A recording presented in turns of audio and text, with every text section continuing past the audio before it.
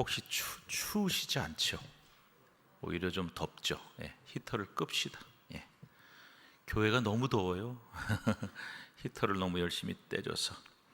자, 내일 성탄절입니다. 우리 인사는 어떻게 하면 좋을까요? 메리 크리스마스 합시다. 우리 앞에 패딩분들 메리 크리스마스 한번 인사하겠습니다. 예.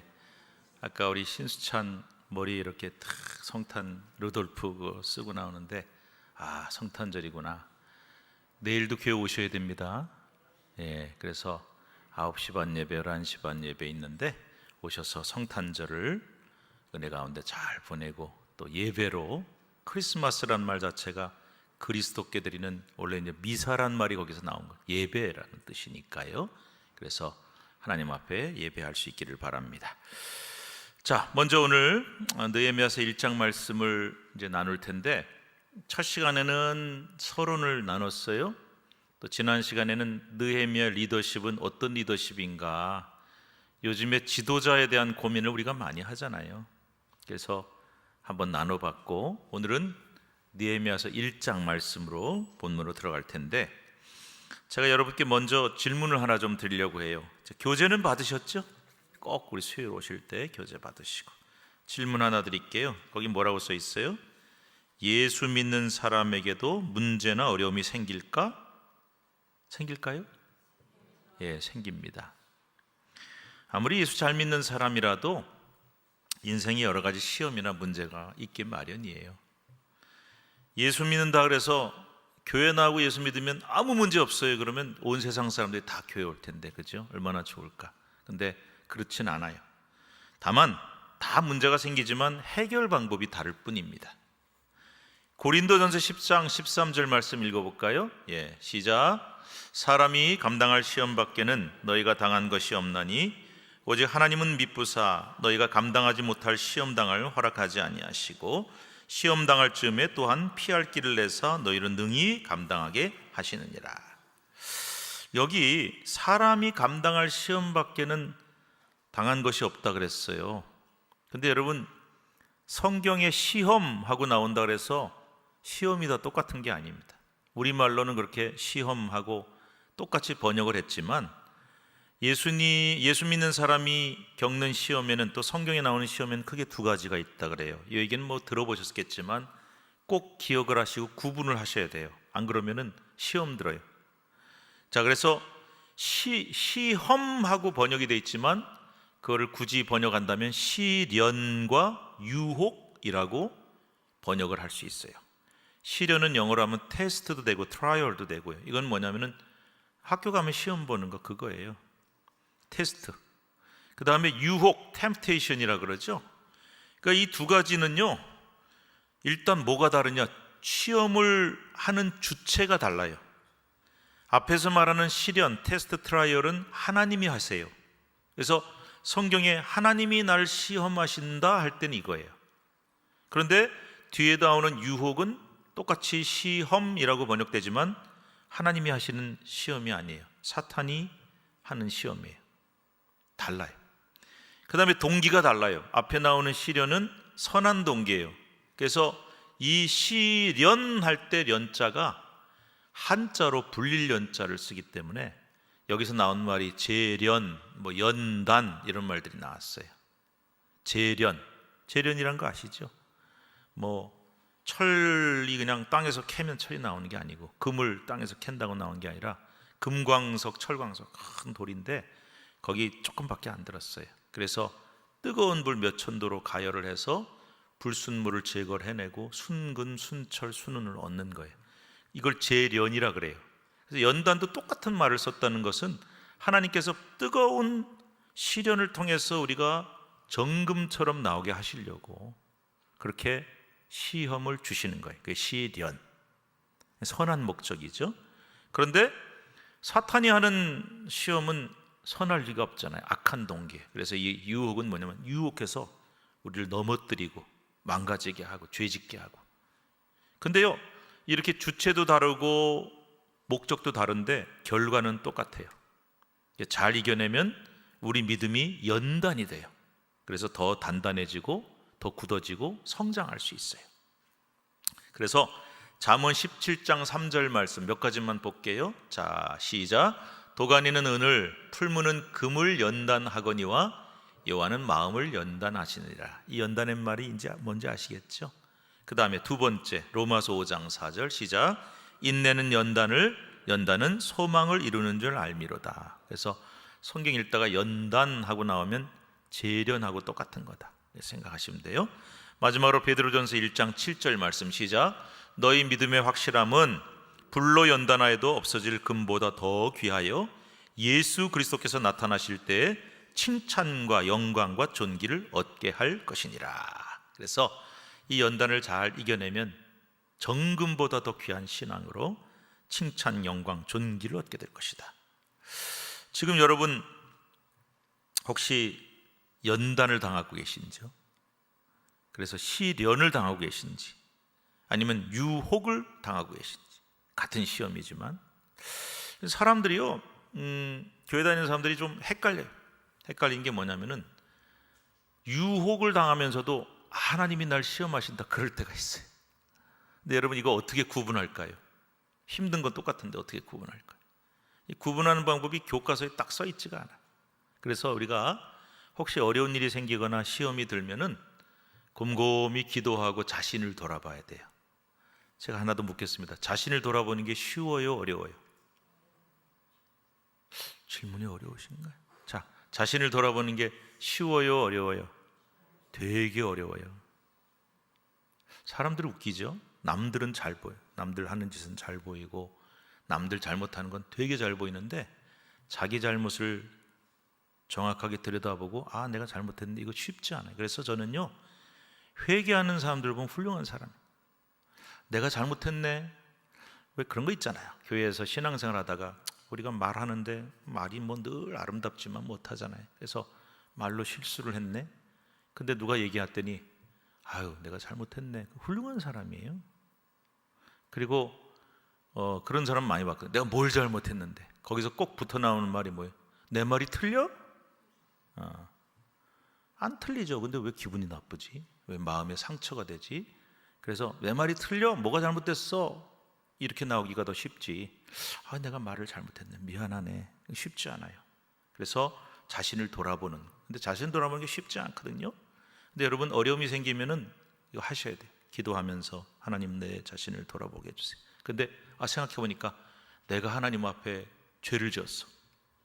또는 하나님 앞에 게을렀어. 하나님을 기쁘시게 하지 못했어. 그래서 내가 이렇게 참 어려움을 당하는구나. 내가 원인을 제공했어. 그럼 이제 이거는 유혹이 되는 거예요. 근데 가끔 그래서 이제 교회에서 시험 당하는 분들이요, 뭘 읽고 제일 은혜를 받냐 했더니 욥기 읽고 은혜 받는데, 근데 욥은 잘못한 게 없잖아요. 그래서 그 구분 잘 하셔야 돼요. 그래가지고 내가 목사님 내가 욥기 읽고 은혜 받았는데요, 저는요 잘못한 게 하나도 없는데 이렇게 하나님이 나를 시련을 주세요. 맞을 수도 있는데 아닐 수도 있다. 그래서 제가 이제 쫙 세봤잖아요. 제 자신을 세봤잖아요. 그랬더니 내가 잘못하고 원인 제공해서 시험 당할 때가 훨씬 많더군요. 여러분은 어떨까요? 훨씬 많던데요. 굳이 따지면 한 9대1, 8대2 이렇게 되는 것 같아요. 그래서 내가 아무 잘못 없는데 시련을 당하는 게 이렇게 많지는 않아요. 그러니까 항상 자기를 돌아보고 내가 죄를 졌네, 내가 원인을 제공했네. 그러면 이제 뭘 해야 될까요? 회개하셔요. 회개. 자, 그래서 어쨌든 연단과 시련을 이겨낼 수 있는 최고의 방법이 뭘까? 기도예요. 따라합시다. 기도는 뭐 주세요 하는 것도 기도지만 기도는 문제를 해결하는 최고의 키예요. 열쇠예요. 그래서 저는 별명을 붙였잖아요. 기도에다가. 따라해 보시겠어요? 만능 열쇠. 예, 호텔에 가니까 요즘은 다 전자로 다 하지만 옛날에 열쇠, 그 프론트에 마스터 키가 있더라고요. 그래서 이거는 어느 방이나 다 열 수 있어요. 똑같아요, 기도가. 그래서 어떤 문제든 어떤 상황이든 해결할 수 있는, 열 수 있는 열쇠는 뭐다? 기도다. 그래서 오늘 본문의 느헤미야의 모습은 문제를 해결하는 방법을 보여주는데, 그 해결해 나가는 방법과 순서를 보면은 우리도 문제가 생겼을 때 이렇게 해결하면 되겠구나 하는 순서를 발견하실 수가 있다는 거죠. 1장. 그래서 오늘 제가 제목을 문제 해결의 열쇠 기도 이렇게 정해봤습니다. 자, 그럼 본문으로 한번 들어가 보겠습니다. 제가 이제 본문 1절부터 3절 읽읍시다. 그러면 이제 여러분 읽으시면 되거든요. 그런데 한번 1절부터 3절인데요. 먼저 끊어서 읽어요. 끊어서. 여러분 교재에 보시면은 동그라미 1번 해놓고 하가랴의 아들 느헤미야의 말이라 그래고 가로치고 뭐라고 돼 있어요. 1절 상. 뭐 글자가 잘못 들어갔나가 아니라 이제 상하하는 전후 이렇게 이제 좀 다르게 하긴 하지만 한 절인데 앞부분을 끊어서 읽을 때 상. 그래서 1절 상, 어떤 분은 1절 전, 어떤 분은 1절 A 뭐 이렇게도 불러요. 어쨌든 이거는 한 절이지만 앞부분. 그러면 뒷부분은 1절 하 이렇게 되겠죠. 그래서 좀 끊어 읽자는 얘기예요. 자, 첫 번째 1절부터 3절을 한 단락으로 나누어 봅니다. 제목은 뭐냐? 문제 발생. 문제가 생겼어요. 지금 대단히 평안하고 안정된 삶을 누리고 있는 느헤미야에게 좀 어떤 문제가 생겼어요. 그런데 개인적인 문제는 아니에요. 나라의 문제고 민족의 문제였어요. 그런데 느헤미야는 이것을 나하고 상관없는 일이지가 아니라 남의 문제가 아니라 내 문제라고 이해하고 받아들여요. 어떻게 받아들인지 한번 봅시다. 동그라미 1번 1절 상. 그럼 여러분은 거기 나와 있는 대로 읽으시면 돼요. 1절 상 시작. 하가랴의 아들 느헤미야래. 근데 여러분 이제 제가 첫 시간에 말씀드렸지만 느헤미야에 대한 정보가 그렇게 많이 나오질 않아요. 근데 있는 것만 얘기합시다. 느헤미야라는 이름은 성경에 나오는 모든 이름은 다 뜻이 있어요. 여러분 이름도 뜻이 있잖아요. 그래서 히브리 말로 느헤무야, 여호와께서 위로하셨다 이런 뜻이고요. 이름대로 살았네 이 사람은, 그죠? 그 다음에 하갈의 아들이다 이렇게 돼 있어요. 옛날에 이제 어른들이 그런 얘기를 하시더라고요. 자녀를 낳아서 이름을 너무 거창하게 짓지 마라. 왜요? 그랬더니 이름값하고 살기가 쉽지 않다. 그래요. 제가 아는 분 중에요, 이름이 부자인 분이 계셨어요. 그러고 보니까 연예인 중에도 있네, 그죠? 무슨 부자. 근데 그분이 부자가 안 되면 사람들이 뭐라 그러겠어요? 아이고 저 사람 이름값도 못하네. 그래서 부담 주고 힘들게 이름을 거창하게 짓지 말라 그랬는데 이름값하고 사는 게 쉽지는 않거든요. 근데 이분은 느헤미야는 하나님이 위로하셨다니까 정말 이 사람은 이름값 했어요. 그 다음에 하가랴의 아들이래요. 근데 하가랴가 아버지인 것만 알지 어떤 사람인지 성경이 안 나와요. 근데 제가 여기서 이제 성경 읽는 것 중에 재밌는 거 하나 알려드릴게요. 성경에 보면은 뭐 선지자가 됐든 누가 됐든 간에 이름을 소개할 때 거의 누구누구의 아들 이렇게 나와요. 대부분이 누구누구의 아들. 그래서 사람들이 뭐 이렇게 이스라엘 사람들은 누구 아들을 따지지? 누구 딸을 따지지? 근데 여러분 왜 그렇게 나오냐면요, 요즘 개념으로 설명합니다. 이게 성이에요. 성. 그러니까 이름 나오고 성 나오는 건데 그 성을 우리나라 말로 번역하다 보니 누구누구의 아들라고 번역한 거예요. 왜? 여러분 서양 사람들 중에요 이런 사람이 있어요. 뭐 이름 나오고 아무개 주니어 들어보셨죠? 뭐 무슨 주니어. 그 주니어라는 이름 앞에는 아버지 이름 들어가거든요. 그거하고 똑같은 원리예요. 그래서 히브리 사람들은요 성을 할 때 히브리 말로 아들이 뭐냐면 벤이에요. 벤. 그래서 벤하고 아버지 이름을 넣어요. 그래서 이걸 우리나라 말로 그냥 저는 벤 뭐 하가랴 이렇게 했으면 좋았을 텐데 그걸 굳이 또 우리나라 말로 풀다 보니 하가랴의 아들 이렇게 됐어요. 그래서 느헤미야의 정확한 이름은 뭐냐? 느헤미야 벤 하가랴예요. 근데 그걸 이제 하가랴의 아들 느헤미야 이렇게 한 거죠. 자, 여러분 이사야는요, 선지자 이사야는 1장 1절에 보면 아모스의 아들 이사야래요. 그럼 이 사람 이름은 뭐겠어요? 이사야 벤 아모스예요. 히브리어 공부하시는 겁니다. 예레미야는 힐기야의 아들이래요. 그러면 예레미야 벤 힐기야예요. 근데 이게 이제 신약으로 넘어가면서 베드로는 별명이거든요. 예수님이 아이 참 돌쇠 같네. 반석 위에다가 내가 세울게. 그래서 베드로가 큰 밥인데 본명은 시몬이거든요. 근데 시몬은 그러면 정확하게 읽으면 뭐냐? 시몬 벤 요나예요. 근데 우리가 마태복음 16장 17절에 보면 예수님이 베드로를 뭐라고 부르냐면은 바요나 시몬아 그랬어요. 또 어디 가면 또 요한의 아들 시몬아 그래. 이 사람은 이름이 도대체 뭐야? 다 똑같은 뜻이. 그래서 벤은 히브리어고요, 바는 아람어라고 하는 언어예요. 근데 예수님 당시는 아람어를 썼어요. 일상적인 언어를, 아람어를 썼어요. 그래서 바 요나는 벤 요나하고 똑같은 거예요. 그래서 시몬의 이름은 시몬 바 요나예요. 뭐 히브리어식으로 하면 시몬 벤 요나가 되겠죠. 근데 요한의 아들은 또 뭐냐? 요한하고 요나하고 같은 뜻이거든요. 그래서 그렇게 하는 거예요. 자, 그러면 이제 한번 여러분 적용을 해서 한번 풀어봅시다. 예수님은 그러면 히브리식으로 하면은 정확한 이름이 뭘까요? 내가 남의 족보를 어떻게 알아? 그런 표정이신데 예수님 아버지 이름이 뭐죠? 또 이러니까 하나님 아버지요 그러시는데 그 아버지 말고 사람 아버지 누구죠?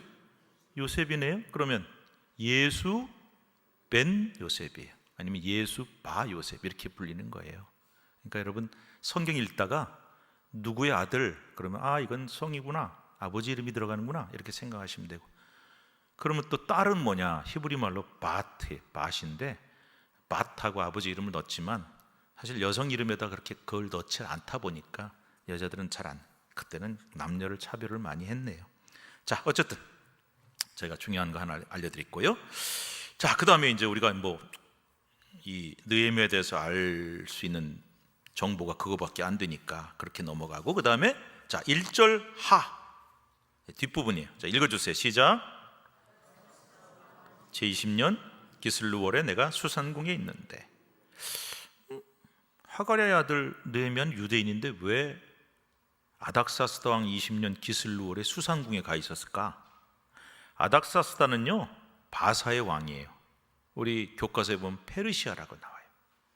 페르시아란 말 들어보셨죠? 성경의 5대 제국, 제가 잘 아는 선배님이 쓰신 책인데 거기 보면은 첫 번째로 중동을 통일한 나라 제국 아수르, 그다음에 바벨론, 바사, 그다음에 헬라 제국 로마 이렇게 나오거든요. 뒤는 빼고. 그래서 우리가 성경 읽다 보면은 이 역사가 그대로, 왜냐하면 이스라엘이 바로 밑에 있으니까 영향을 안 받을 수가 없어요. 그래서 아수르, 바벨론, 바사. 우리 교과서식으로 읽으면 아시리아, 바벨로니아, 페르시아, 이 세 제국의 영향을 받았는데 이때는 바사, 페르시아였어요. 큰 제국을 세웠습니다. 어마어마하게 큰 나라를 세웠어요. 그리고 아닥사스다 1세예요. 아버지가 크세르크세스라고 하는 왕인데 이 성경에 보면 에스더 남편이 아하수에로죠.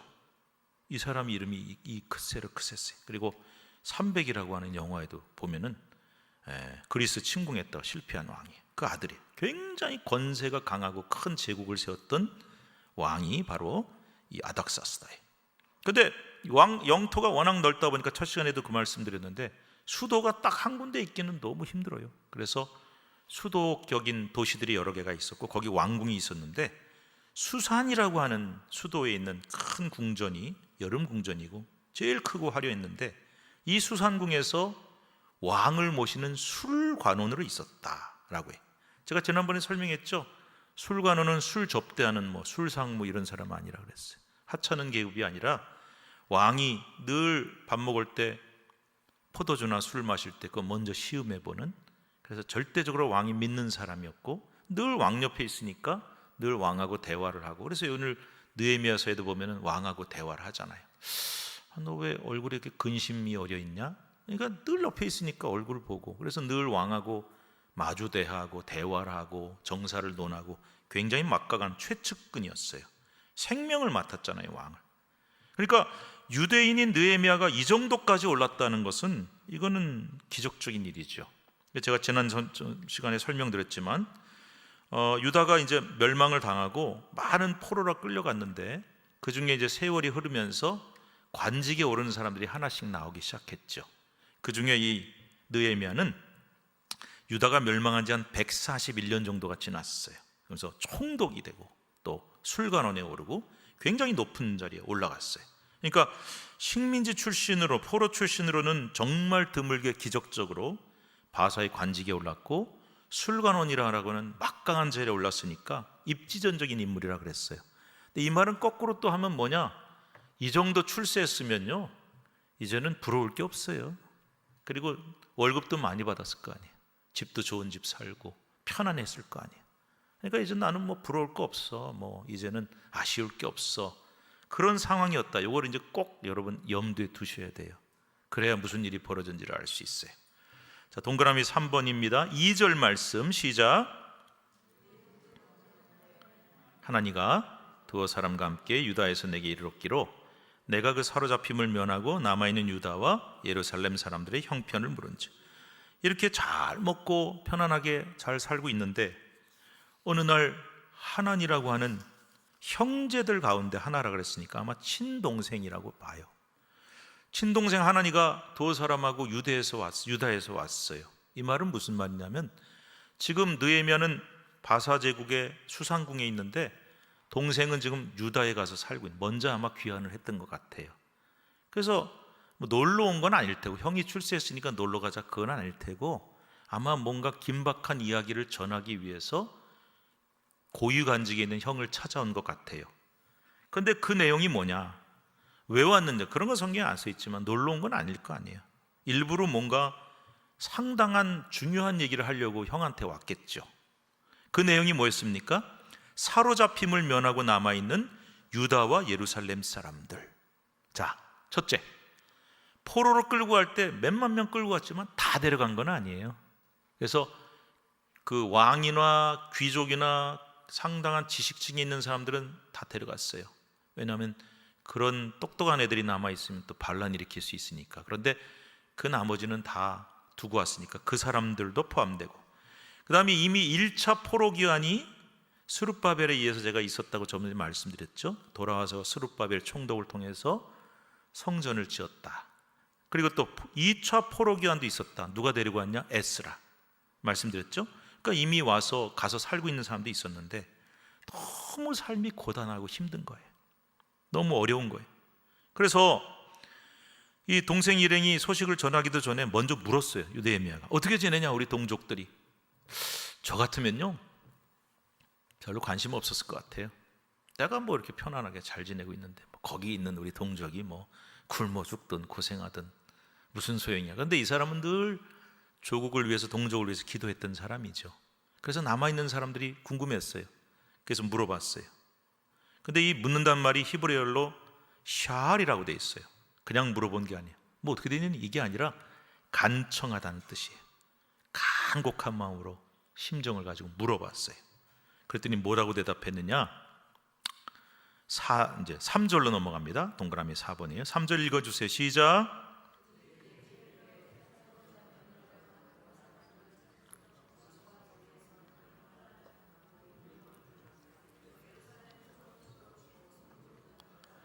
남아있는 백성들이 잘 지냈다, 못 지냈다? 못 지냈다. 못 지낸 정도가 아니라 너무 비참했다. 그래서 충격적인 소식을 전한 거예요. 여러분, 어떤 분은 오랜만에 만나서 아, 반갑다, 너무 오랜만이다, 어떻게 지냈니? 그랬더니 잘 지냈어. 그러면 좋은데 그동안에 참 어려움이 많았어. 그런 얘기를 해요. 내가 큰 병에 걸려서 정말 고생 많이 했다. 사업이 망했어. 집안이 파탄이 났어. 그러면 가슴 아프잖아요. 저는 그런 얘기를 얼마 전에 들었어요. 제가 잘 아는 동기 목사님이 있었는데 소식 끊어진 지 오래됐는데 만났더니 그 친구가 먼저 하늘나라 갔다는 거예요. 참 충격적이었어요. 그러니까 여러분, 그 왜 충격적이냐면 그동안에 연락도 못하고 지내서 참 미안하기도 한데 챙겨주지 못했다는 죄책감도 들고 미안하잖아요. 연락이라도 한번 해볼 걸. 느헤미야가 동생 하나님을 통해서 이 얘기를 들어보니까 참 거기 남은 사람들이 환난을 당하고 능욕을 당했는데 어떤 능욕이라고 돼 있냐? 환난 능욕. 이게 뭐냐면요, 유대 사람들이 남아있는 사람도 있었고 귀환한 사람도 있었지만 숫자도 많지 않고 무장하고 뭐 이런 것도 조직도 없었으니까 주변 이방인들이요 굉장히 이 속된 말로 찝쩍거리고 못살게 굴고 자기네들이 대장 노릇하고 그랬단 말이에요. 그래서 굉장한 조롱을 당했어요. 자, 오늘날 말로 바꿔봅시다. 예수님 잘 믿는 사람이 있었는데 아유 그냥 막 하는 거 다 망하고 가정도 어려워지고 다 힘들어져요. 그럼 사람들이 뭐라고 그럴까요? 주변 사람들이, 안 믿는 사람들이. 아유 어떻게 해요, 살면 안 됐네. 그런 사람도 있겠지만 그 이상하네, 예수 잘 믿는다 그러더니 복은 못 받고 그렇게 쫄딱 망했어, 왜 힘들어? 그런 소리 꼭 한마디 하거든요. 그러니까 비웃고 비꼬고 조롱하죠. 그런 일을 지금 당하고 있는 거예요. 하나님 믿는다는데 왜 그랬어? 그리고 환난도 당하고, 그리고 구체적으로 예루살렘 성은 허물어졌고 성문은 다 불타버렸다, 이렇게 돼 있어요. 여러분, 옛날에 성은요 정말 중요한 역할을 했어요. 왜 조선시대까지만 해도 성을 그렇게, 그냥 그 어려운 성을 그렇게 열심히 쌓았을까요? 그거는 방어의 목적도 있고요, 그리고 옛날에는 민가가 다 성 안에 있는 거예요. 그게 보호를 해주니까. 근데 성이 다 무너지고 불탔으니까 아무도 보호해 줄 수가 없는 거죠. 언제 무너지고 불탔냐? 주전 587년 혹은 586년에 바벨론이 예루살렘을 멸망시킬 때 다 불지르고 약탈하고 사람들 끌고 간 것만 끝난 게 아니라 성을 다 무너뜨렸어요. 왜냐하면 그게 또 방어를 하면 안 되니까 다 불질러 버렸어요. 그래서 완전히 폐허만 남아있는데, 그걸 다시 좀 번번이 재건을 해보려고 하는데도 그때마다 회방을 당하고 그때마다 어려움을 당하니까 이제는 성벽을 그냥 방치를 해놓은 거죠. 그러니까 이 말은 뭐냐, 보호장치가 하나도 없다, 너무나 고통과 환난과 조롱을 당하고 있다라고 하는 얘기, 비참하죠. 자, 여기까지 이제 문제 발생. 문제 발생하면 어떻게 될까요? 2번으로 넘어갑니다. 문제에 대한 반응과 문제 해결의 시작이 어떻게 되느냐, 4절부터 11절 말씀이에요. 자, 이렇게 심각한 동족의 문제를 접했어요. 느헤미야가 어떤 반응을 보일까요? 그는 즉각 그 민족의 고통을 내 문제로 승화시켜요. 무슨 말이냐? 뭐 민족이 무슨 일을 당하든, 우리 동족이 무슨 일을 당하든 나하고 상관없어가 아니라 내가 아파하고 내가 힘들어하고 내가 가슴 아파하는 거예요. 그래서 가슴 아프다, 그리고 또 끝나는 게 아니라 절망하고 주저앉아 있지 않고 어떤 방법을 통해서 문제 해결을 바로 시작을 해요. 어떤 방법으로 그 문제를 해결했을까? 아까 제가 뭐라 했어요? 문제 해결의 열쇠? 기도. 그래서 하나님이 그 기도를 들으시고 어떤 기도를 했고 또 어떤 기도를 들으시고 응답하셨을까? 그래서 2장부터 보시면은 이제 본격적으로 하나님이 해결하시는 방법이 나오는데, 오늘 1장은 어떤 기도를 했는지를 한번 살펴보도록 하겠습니다. 자, 1번, 동그라미 1번 4절입니다. 큰 소리 읽어주세요. 시작.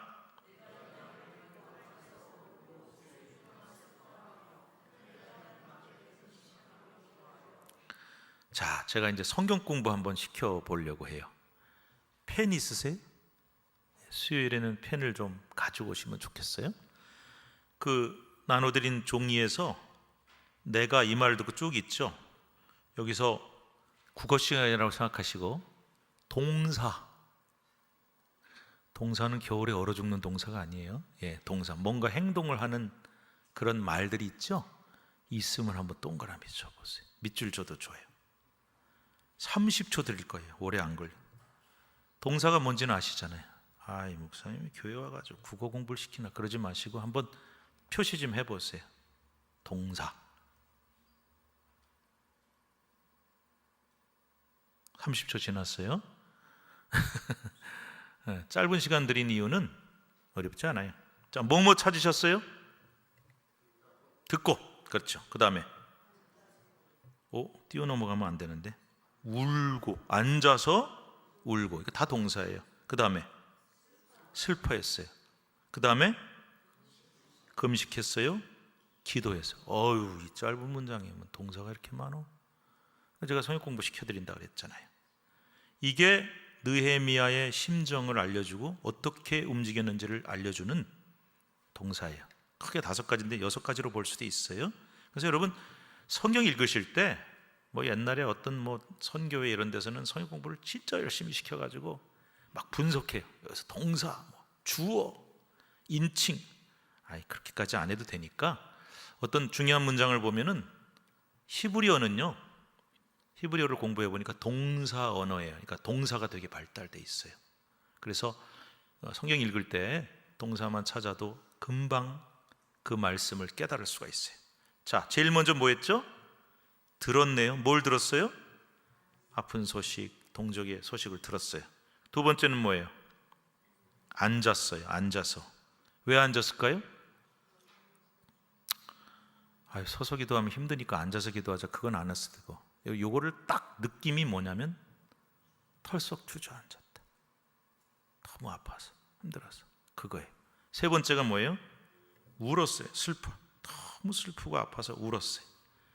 그 다음에 네 번째가 슬퍼했어요. 근데 그냥 슬퍼한 게 아니라 며칠 동안 슬퍼해요. 너무 마음이 아파서. 그 다음에 뭐라고 되어 있어요? 하늘의 하나님 앞에 뭐 했다?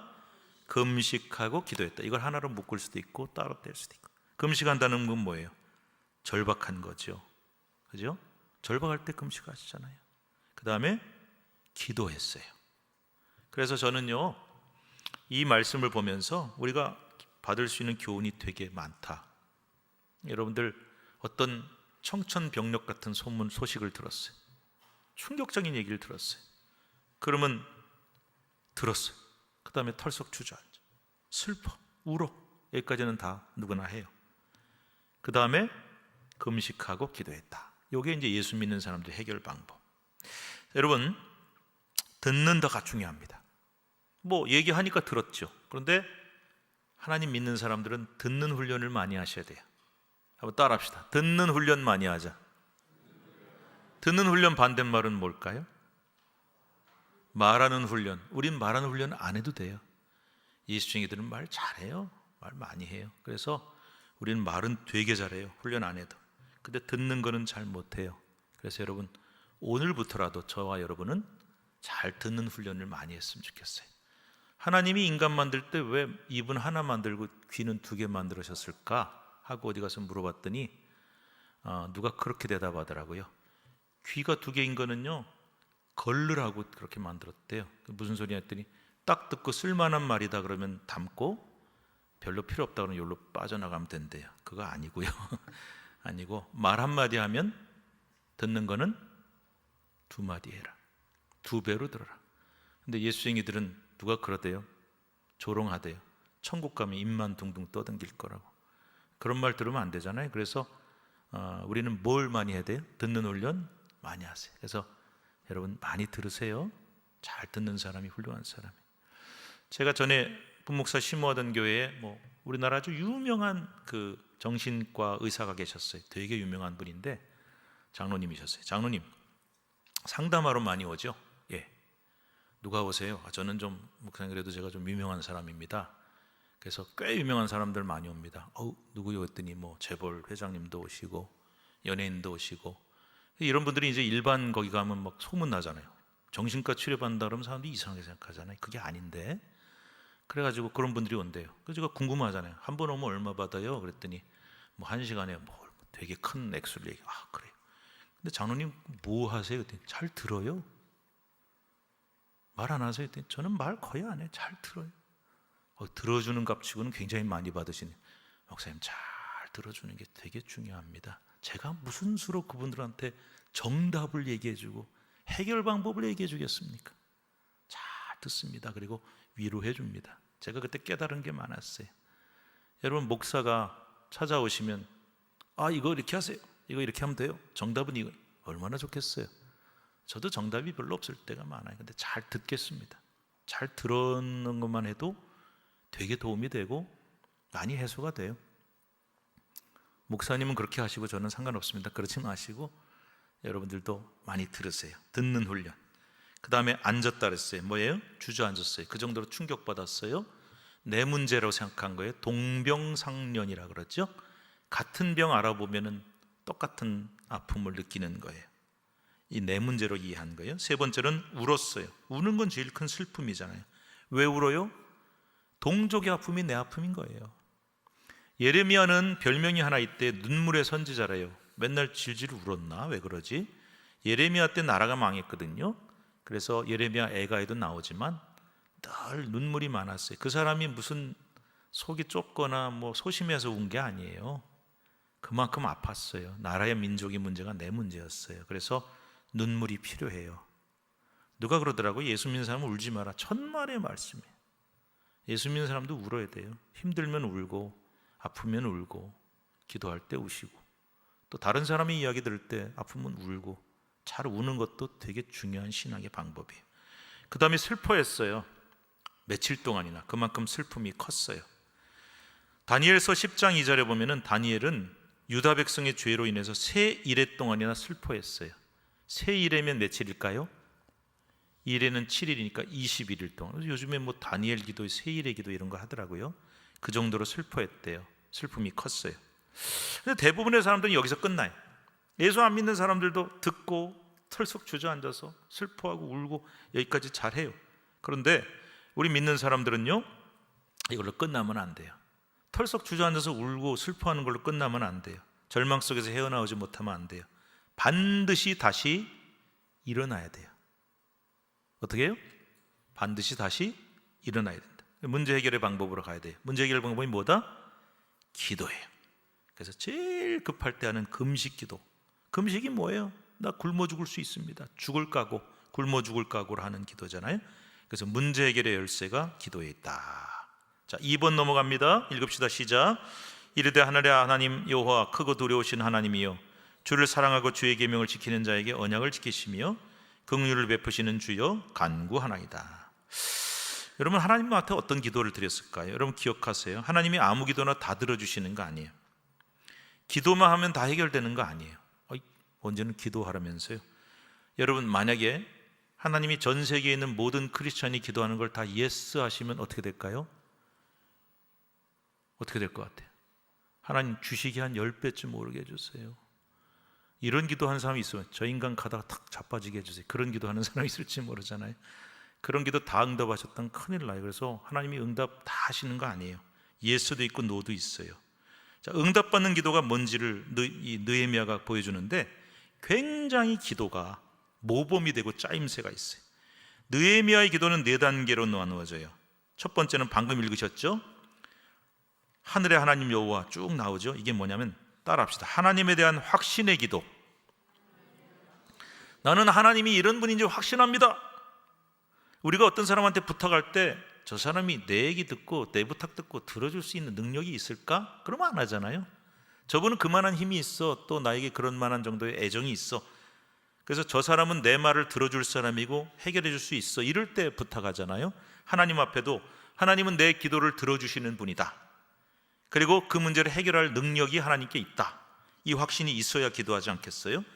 어떤 확신입니까? 하나님은 크고 두려우신 하나님, 그리고 주를 사랑하고 주의 계명을 지킨 자에게는 언약을 꼭 지키시는 하나님.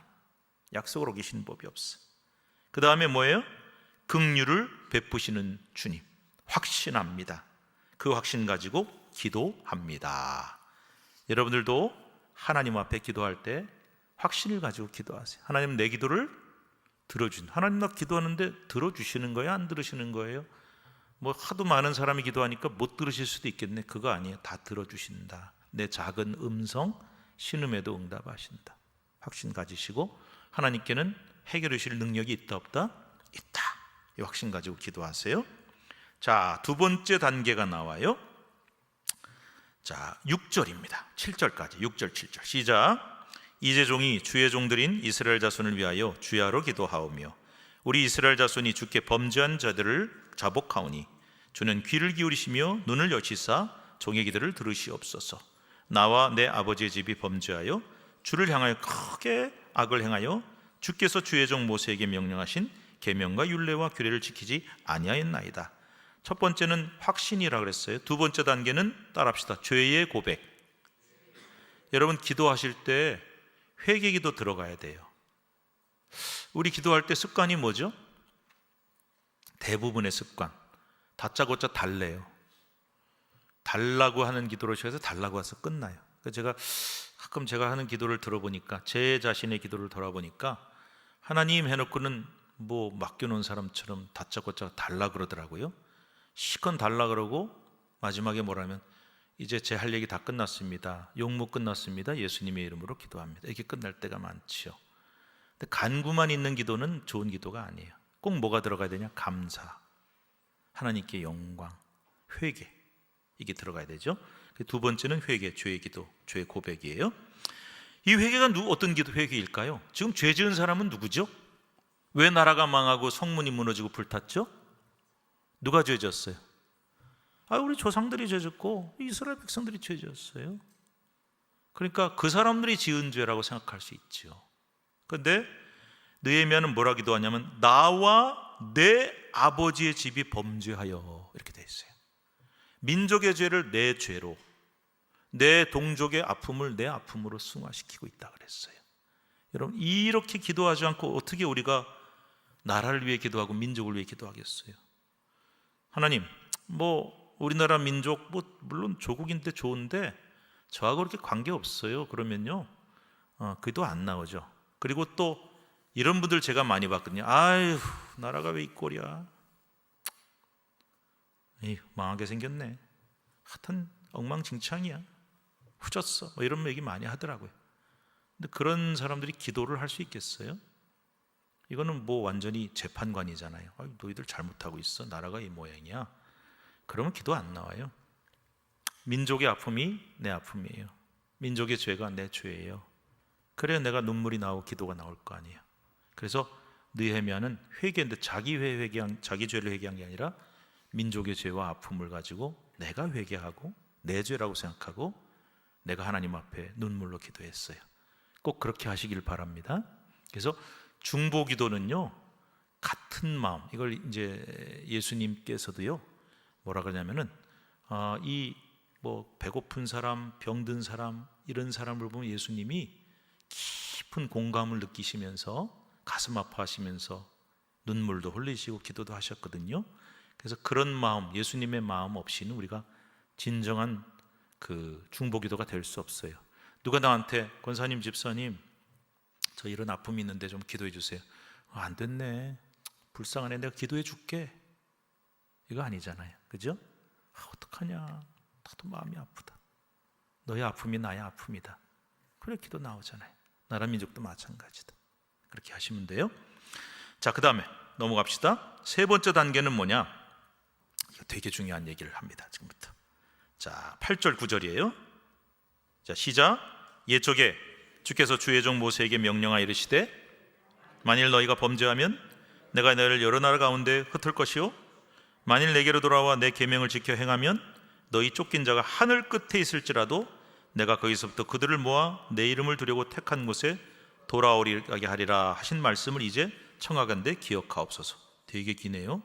네, 여러분, 이거는 신명기 30장 1절 5절을 인용했어요. 제가 한번 읽어볼게요. 이런 내용이에요. 내가 내게 진술한 모든 복과 저주가 내게 임함으로 내가 내 하나님 여호와로부터 쫓겨난 모든 나라 가운데서 이 일이 마음에서 기억이 나거든 너와 내 조선이 내 하나님 여호와께로 돌아와 내가 오늘 내게 명령한 것을 온전히 따라 마음을 다하고 뜻을 다하여 여호와의 말씀을 청종하면 내 하나님 여호와께서 마음을 돌이키시고 너를 긍휼히 여기사 포로에서 돌아오게 하시되 내 하나님 여호와께서 흩으신 그 모든 백성 중에서 너를 모으시리니 내 쫓겨난 자리, 오늘 똑같은 내용이네, 그죠? 자들이 하늘가에 있을지라도 내 하나님 여호와께서 거기서 너를 모으실 것이며 거기서부터 너를 이끄실 것이라. 내 하나님 여호와께서 너를 내 조상이 찾은 한 땅으로 돌아오게 하사 내게 다시 그것을 차지하게 하실 것이며 여호와께서도 내게 선을 행하사 너를 네 조상들보다 더 번성하게 하실 것이며. 요걸 인용한 거예요. 여러분, 말씀을 근거해서 기도하면 힘이 있습니다. 그래서 평상시에 성경 많이 읽으셔야 돼요. 그리고 암송을 하세요. 내가 어디 가서 급한 일이 생겼는데 말씀을 근거로 기도하면 힘이 있다고 목사님 그랬는데 이 성경 어디 가서 성경 이러면 안 되잖아요. 요즘은 또 핸드폰 탁 꺼내가지고 볼 수도 있겠죠. 근데 중요한 구절을 몇 개 암송하고 있으면은 그 상황에 맞는 말씀이 떠올라요. 그럼 그 말씀 붙잡고 기도하면 되게 능력이 있어요. 그래서 제가 그런 얘기 가끔 해요. 무대뽀로 기도하는 것보다, 무대뽀란 말은 뭐 맞는 말은 아니지만, 무대뽀로 기도하는 것보다 하나님의 말씀에 근거해 기도하면 더 응답 잘 받는다. 하나님의 말씀이 뭐죠? 하나님의 약속이기 때문에 오늘 뭐라 그랬어요? 네가 범죄하면 내가 다 흩어버릴 거야. 그런데 거기서라도 회개하면, 내게 돌아오면 네가 저 하늘 끝에 가 있어도 내가 다 데리고 올 거야. 그래서 그 땅으로 돌아가게 할 거야. 이렇게 약속하셨잖아요. 이 말씀 하나님이 하셨지요? 이 말씀을 기억하옵소서. 하나님이 뭐 기억력이 없으셔서 잊어버리셨을까봐가 아니에요. 하나님 이 말씀 주셨죠? 이 약속 주셨죠? 하나님 기억하시죠? 제가 이 말씀대로 하겠습니다 하고 기도하면 능력이 있다는 거예요.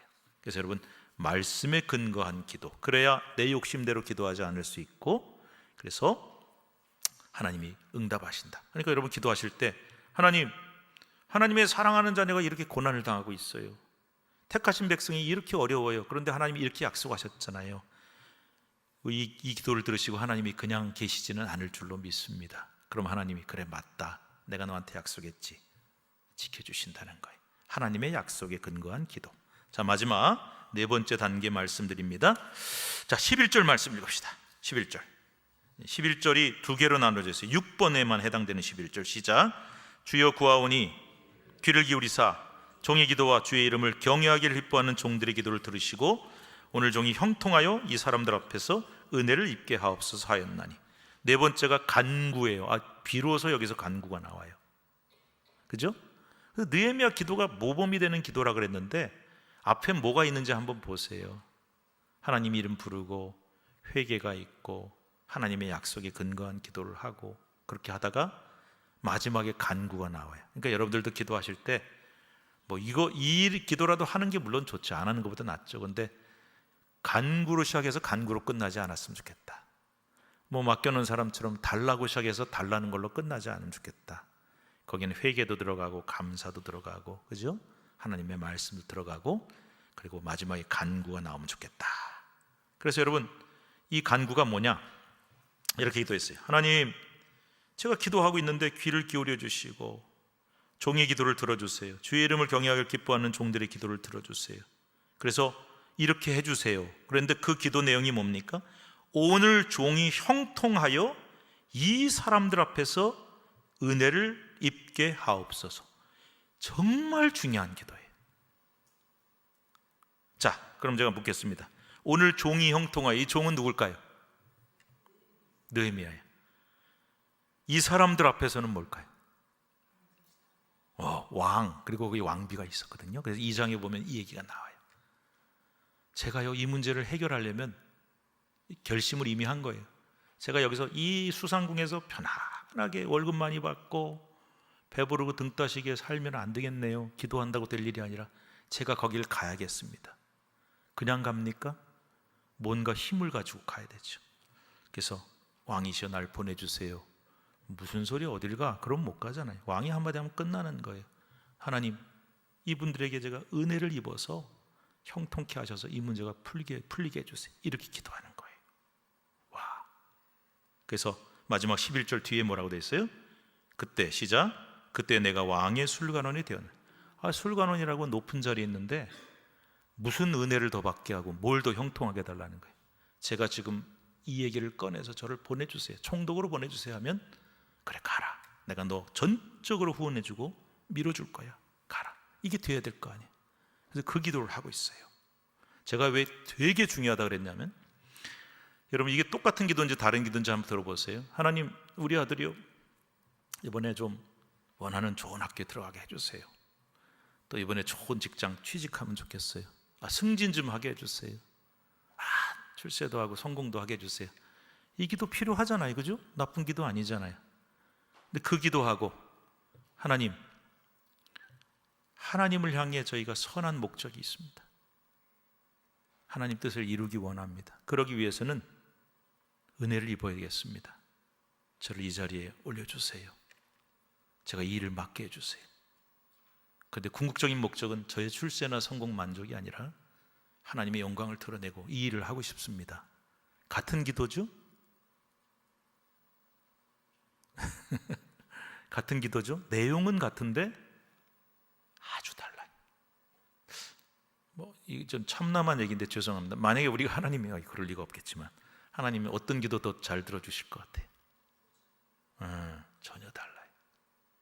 나는 맨날 나한테 뭐 달라고만 하고 성공하게 달라고, 출세하게 달라고, 잘 되게 달라고 그 기도만 하는구나가 아니라, 그래? 그걸 하겠다는 게 내 영광을 위한 거야? 나의 뜻을 이루기 위함이야? 내가 참 기쁘다. 그렇게 되는 거예요. 완전히 달라요. 결론은 이겁니다. 솔로몬이 왕이 됐어요.